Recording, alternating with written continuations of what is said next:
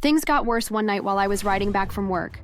I was 21 then, juggling school and a delivery job, when a car sideswiped me on my bike. I crashed hard. My leg took the worst of it. I needed surgery. Without it, the doctor said I would have a permanent limp. I remember sitting at the kitchen table, leg bandaged, hospital bill in hand, begging. Mom, Dad, the surgery's expensive, but the doctor said if I don't get it, I'll never walk properly again. I need your help. They exchanged a look, and my father cleared his throat. Sweetheart, you know we love you, but money is tight right now. Besides, Marcus really needs that drone for his project. A drone? You'd rather buy him a drone than pay for my surgery? Don't be selfish. Your brother has talent. He could be a filmmaker one day. You'll be fine. I was not fine. I cried myself to sleep that night, not just from pain, but from the betrayal. They had made their choice. My mobility, my future, was worth less than Marcus's toy. If it weren't for my grandmother, I might still be limping.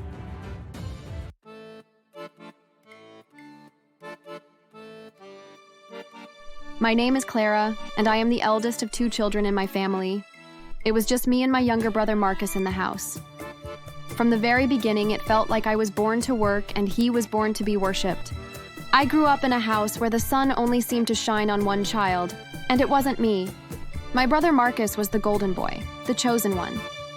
From the time he could walk, my parents treated him like a little prince.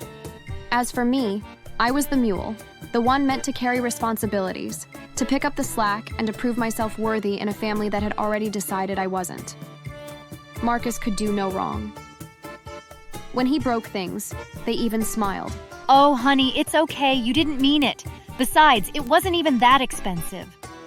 But me, if I so much as dropped a plate, they would yell until my ears rang.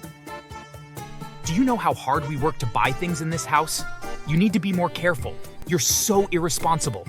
That was how life was divided. Marcus, the golden child, and me, the scapegoat. When Marcus skipped school, my parents didn't scold him. They covered for him. Don't worry, baby. I'll write that you were sick. The school doesn't need to know you just wanted to sleep in. Are you serious? He skipped 3 days in a row. Clara, mind your business. He's a growing boy. If he needs rest, he needs rest. Stop being jealous. Then came the car incident. Marcus borrowed Dad's car without permission and crashed it into a fence while showing off to his friends. Yes. It was the other driver's fault.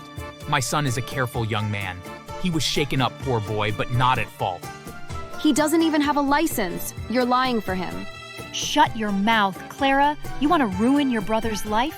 One mistake and you're ready to hang him? You should protect him, not expose him. But the worst was when he got arrested for shoplifting sneakers. They called me in the middle of the night, panicked. At the courthouse, I sat in the back, watching them put on the performance of a lifetime. He's a good boy, Your Honor. He just fell in with the wrong crowd. He was pressured. He's not a criminal. Please, sir, give him another chance. He's smart. He has so much potential. Don't let one mistake define him. I almost choked when I heard the prosecutor say the sneakers were stuffed under Marcus's hoodie, plain as day. But my parents' crocodile tears did the trick. Young man, you're lucky. I'm sentencing you to probation. Don't let me see you back here again. Told you I'd be fine. You're not fine. You're spoiled. And one day, it's going to catch up to you. Don't you dare talk to your brother that way. He's been through enough tonight. And just like that, Marcus walked away with nothing more than a slap on the wrist, while I walked away with the sick knowledge that he'd never face real consequences, not with my parents around. My parents made me start working at 16.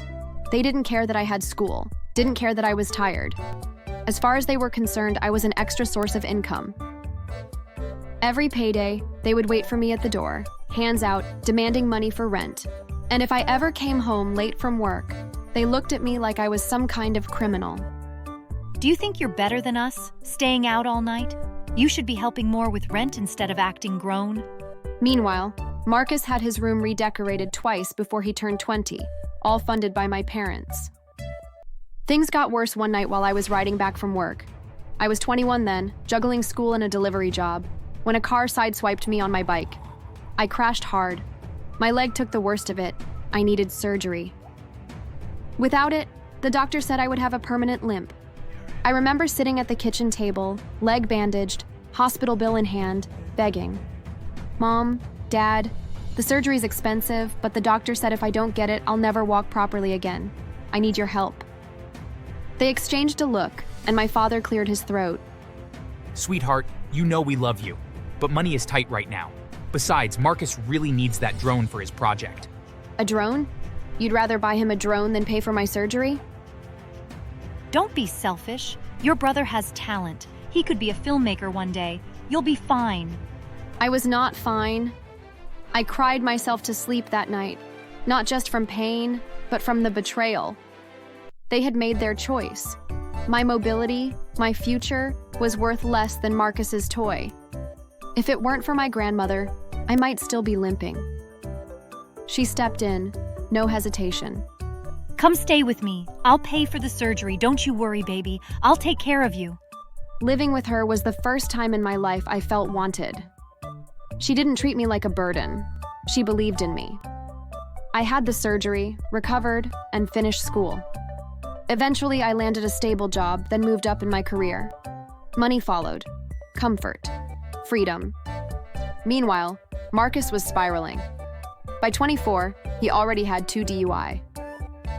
Each time, my parents spent thousands on lawyers to keep him out of jail. Once, they even called me to ask for money to bail him out after one of his arrests. I refused. At first, I was polite about it. I'm sorry, I can't help. I worked hard for what I have. Marcus needs to learn responsibility. How dare you talk about responsibility? You're supposed to help your family. But family to me was Grandma, the only one who'd help me when I needed it. Then came the final downfall. Marcus found his way into my parents' bank account.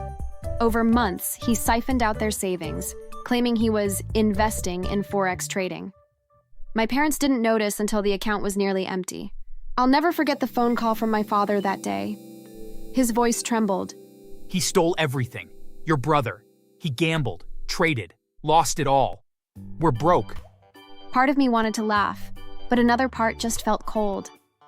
They had poured every resource, every ounce of love into Marcus, and now he had left them with nothing.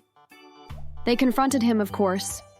How could you do this to us? We gave you everything, and I deserve everything. Don't yell at me like I'm a kid. It was an investment, Dad. You just don't understand money.